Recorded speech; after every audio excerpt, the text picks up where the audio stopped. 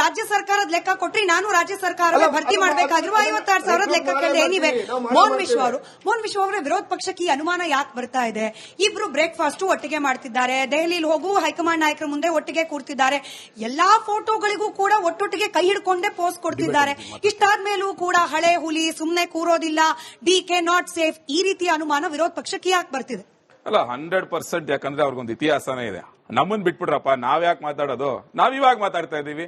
Last 3 ವರ್ಷ ತಗೊಳ್ಳಿ, ಇಕ್ಬಾಲ್ ಹುಸೇನ್ ಯಾರ ಪರವಾಗಿ ಮಾತಾಡಿದ್ರು? ನಮ್ ಪಕ್ಷದವರ ಅವರು, ಕಾಂಗ್ರೆಸ್ ಶಾಸಕ ತಾನೆ. ಶಿವಗಂಗಾ ಬಸವರಾಜ್ ಯಾರ ಪರವಾಗಿ ಮಾತಾಡಿದ್ದು? ಕಾಂಗ್ರೆಸ್ ಶಾಸಕ ಅವರೇ, ನಮ್ ಪಕ್ಷದವರ.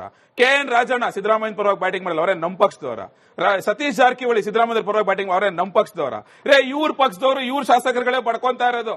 3 ವರ್ಷ ನಮ್ಮ ಅಪ್ಪನೇ ಸಿಎಂ ಅಂತ ಯತೀಂದ್ರ ಒಂದ್ ಕಡೆ ಹೇಳ್ಕೊಂಡು ಕೂತ್ಕೊಳ್ಳೋದು, ಇಲ್ಲ ಸಿದ್ದರಾಮಯ್ಯ ಬದಲಾವಣೆ ಆಗಲ್ಲ ಅಂತ ಇನ್ನೊಂದ್ ಕಡೆ ಹೇಳ್ಕೊಂಡು ಕೂತ್ಕೊಳ್ಳೋದು, ಇಲ್ಲ ಡೇಟ್ಸ್ ಕೊಟ್ಟವ್ರು ಯಾರಪ್ಪ? ಡೇಟ್ಸ್ ಕೊಟ್ಟವರು ಜೂನ್ ಅಂತೆ, ಸೆಪ್ಟೆಂಬರ್ ಅಂತೆ, ಅಕ್ಟೋಬರ್ ಅಂತೆ, ಕ್ರಾಂತಿ ಅಂತ. ನಮ್ ಪಕ್ಷದವರಲ್ಲ ನಿಮ್ ಪಕ್ಷದವ್ರು, ನಿಮ್ ಶಾಸಕರು. ನಿಮ್ಗೆ ಉತ್ತರ ಕೊಡಿ ಫಸ್ಟ್, ನೀವು ಉತ್ತರ ಕೊಟ್ಕೊಳ್ಳಿ ಫಸ್ಟ್ ನಿಮ್ ಪಕ್ಷದವ್ರಿಗೆ, ನಿಮ್ ಶಾಸಕರಿಗೆ, ಆಮೇಲೆ ನಮ್ಮ ಹತ್ರ ಬನ್ನಿ.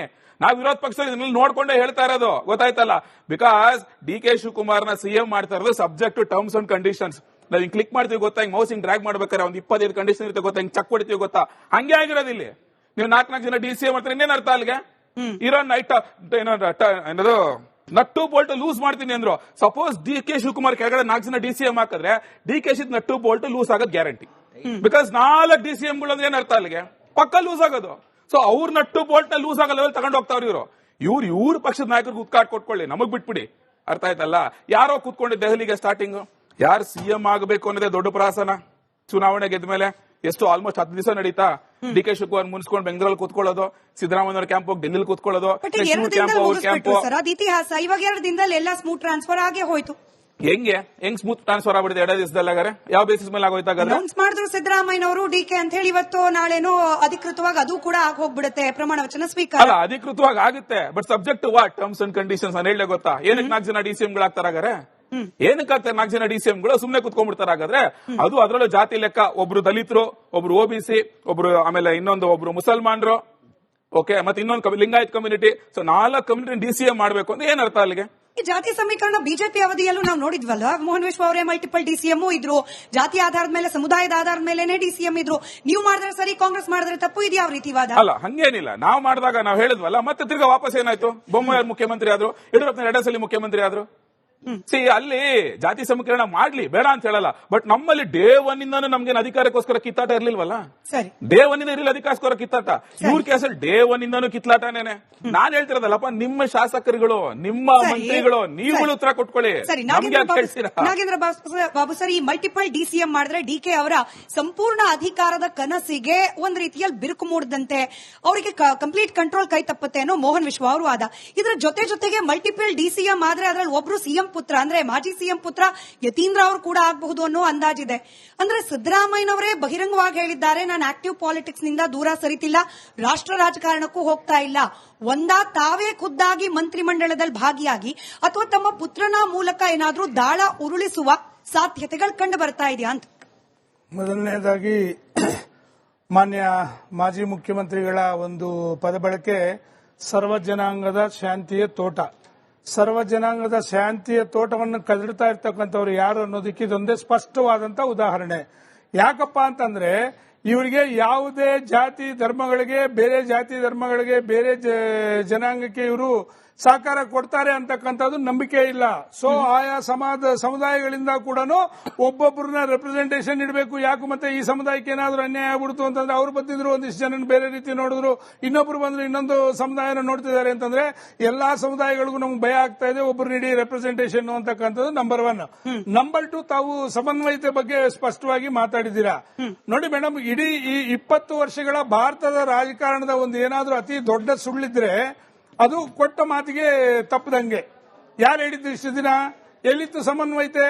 ಒಂದೇ ಒಂದು ಹೈಕಮಾಂಡ್ ಬಗ್ಗೆ 1 ಕೋಟಿ ಜನ ಹೇಳಿದ್ರು. ಇವರೇ ಯಾರು 136 ಶಾಸಕರುಗಳು 1,000 ಸತಿ ಹೇಳಿಕೆಗಳನ್ನು ಕೊಟ್ಟರು. ಏನಂತ?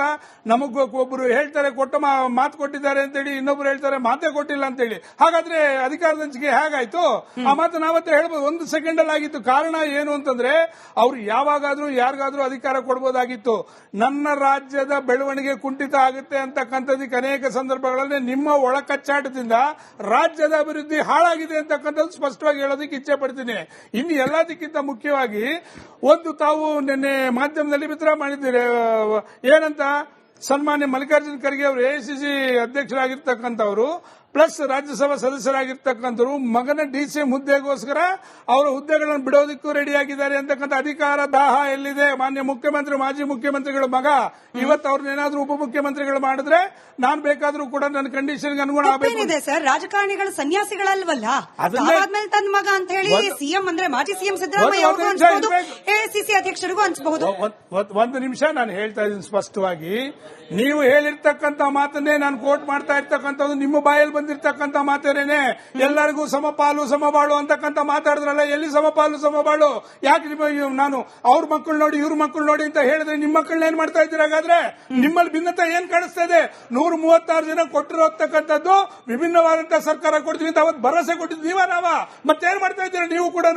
ಅದನ್ನೇ ರಿಪೀಟ್ ಮಾಡ್ತಾ ಇದ್ದೀರಾ. ಹಾಗಾದ್ರೆ ಅಂದ್ರೆ ಕೇವಲ ನೀವು ಹೇಳ್ತಕ್ಕಂಥದ್ದು ಜನಗಳಿಗೆ ಯಾಮಾರಿಸೋದಕ್ಕೋಸ್ಕರ ಮಾತ್ರ, ಯಾವುದೇ ಕಾರಣಕ್ಕೂ ಅಧಿಕಾರ ದಾಹ ಅಂತಕ್ಕಂಥ ನಿಮ್ಮಲ್ಲಿ ಸ್ಪಷ್ಟವಾಗಿದೆ ಅಂತಕ್ಕಂಥದ್ದು ಗೊತ್ತಾಗುತ್ತೆ ಮೇಲೆ. ಸರಿ ದಿನೇಶ್ ಸರ್, ಈ ಮಲ್ಟಿಪಲ್ ಪವರ್ ಸೆಂಟರ್ ಗಳನ್ನ ಕ್ರಿಯೇಟ್ ಮಾಡೋ ಮೂಲಕ ಅಲ್ಲಲ್ಲಿಗೆ ಸಮುದಾಯದ ರೆಪ್ರೆಸೆಂಟೇಷನ್ ಕೊಡೋ ಮೂಲಕ ನಾವು ಅಧಿಕಾರದಲ್ಲೂ ಕೂಡ ಎಲ್ಲರಿಗೂ ಸಹಭಾಗಿತ್ವವನ್ನ ಕೊಡ್ತಾ ಇದ್ದೀವಿ.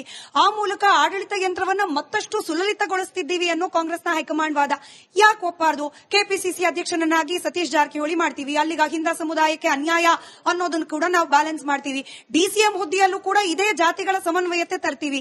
ಈ ಸಮನ್ವಯತೆಯನ್ನ ಡಿಕೆ ಶಿವಕುಮಾರ್ ಅವರ ಪವರ್ ಅನ್ನ ವಿಕೇಂದ್ರೀಕರಣಗೊಳಿಸ್ತಿರೋದು ಅಂತ ಹೇಳಿ ಯಾಕೆ ಅನ್ಕೊಳ್ಬೇಕು ಅಂತ?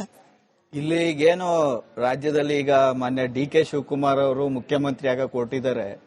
ಈ ವಿಚಾರ ಏನಾಗ್ತಾ ಇದೆ ಅಂದ್ರೆ ಅಚ್ಚಾದೇನ್ 2.0 ಆಯ್ತಾ ಇದೆ. ಅಚ್ಚಾದೇನು ಕೇಂದ್ರದವರು ಒಂದು ಕೊಟ್ರು, ಈಗ ರಾಜ್ಯದಿಂದ ಇವರೇನೇನೋ ಕೊಡ್ತೀವಿ ಅಂತ ಹೇಳ್ತಾವ್ರೆ. ಪ್ರೆಸೆಂಟ್ ಕಂಡೀಷನ್ ಏನಾಗಿದೆ ಅಂದ್ರೆ ಕಾಂಗ್ರೆಸ್ ಇಟ್ ವಿಕೆಟ್ ಆಗೈತೆ. ಹೆಂಗೋ ಸಿದ್ದರಾಮಯ್ಯನವರು ಮುಡಾ ಕೇಸಿಂದ ಎಸ್ಕೇಪ್ ಆಗಿ ಏನು ಅವ್ರದ್ದು ರಿಪೋರ್ಟ್ಸ್ ಎಲ್ಲಾನು ಪಾಸಿಟಿವ್ ಮಾಡಿಕೊಂಡು ಆಚೆ ಬಂದಿದ್ರು. ಈಗ ಮುಖ್ಯವಾಗಿ ಪ್ರಾಬ್ಲಮ್ ಇರೋದು ಸರ್ಕಾರಕ್ಕೆಲ್ಲ ಡಿಕೆ ಶಿವಕುಮಾರ್ಗೆ ಚಾಲೆಂಜ್ ಇದೆ. ಅದೇನಂದ್ರೆ ಇವ್ರೇನ್ 1400 ಕೋಟಿ ಅಸೆಟ್ ಡಿಕ್ಲೇರ್ ಮಾಡ್ಕೊಂಡಿದ್ರು, ಅದ್ರಲ್ಲಿ 75 ಕೋಟಿ ಏನು ಮಿಸ್ಪ್ರಪೋರ್ಷನೇಟ್ ಅಸೆಟ್ ಅಂತ ಡಿಕ್ಲೇರ್ ಆಗಿದೆ ಇಡಿಲಿ. ಏನು ಮಾಡದೇ ಇರೋ ಅರವಿಂದ್ ಕೇಜ್ರಿವಾಲ್ ಅವ್ರನ್ನ 18ನೇ ಆರೋಪಿ ಮಾಡಿ ಜೈಲಿಗೆ ತಗೊಂಡೋಗುವಂತ ಇಡಿ ಇದ್ದಾಗ ಇವ್ರನ್ನ ನೇರ ಆರೋಪ ಇರೋರ್ನ ಯಾವಾಗ ಎತ್ಕೊಂಡೋಯ್ತಾರೋ ಇಡಿ ಅವರು ಸಿಬಿಐ ಅವರು ಅದೇ ಗೊತ್ತಿಲ್ಲ. ಅಲ್ಲಿಗೆ ಇವತ್ತು ಕಾಂಗ್ರೆಸ್ ಕಂಪ್ಲೀಟ್ ಆಗಿ ಇಟ್ ವಿಕೆಟ್ ಆಗಿದೆ ಕರ್ನಾಟಕದಲ್ಲಿ ಅಂತ ಹೇಳ್ತೀನಿ. ಮತ್ತೆ ಇವತ್ತು ಡಿಕೆ ಶಿವಕುಮಾರ್ ಅವರು ಸಿಎಂ ಚೇರ್ ಮೇಲೆ ಕೂರ್ತಾ ಇದ್ದ ಹಾಗೆ ಈ ಕಡೆಯಿಂದ ಇಡಿ, ಈ ಕಡೆಯಿಂದ ಐಟಿ ಬಂದು ಅಟ್ಯಾಕ್ ಮಾಡುತ್ತೆ, ಸಿಎಂ ಚೇರ್ ಇಂದ ಕೆಳಗೆ ಜೈಲಿಗೆ ಹೋಗ್ಬೇಕಾಗತ್ತೆ. ಅಪೋಸಿಷನ್ ಅವ್ರಿಗೆ ಇವರೇ ದಾರಿ ಮಾಡಿಕೊಟ್ಟವ್ರೆ ಕಾಂಗ್ರೆಸ್ ಅವರೇ. ಯಾಕಂದ್ರೆ ಇವತ್ತು ಏನು ರಾಜಕಾರಣ ಇದೆ ಇದು ಚೆಸ್ ಇದ್ದಂಗೆ. ರಾಜ ಸೇಫ್ ಆಗಿದ್ದಷ್ಟು ಚೆಸ್ ಗೇಮ್ ನಡೀತಾ ಇರುತ್ತೆ.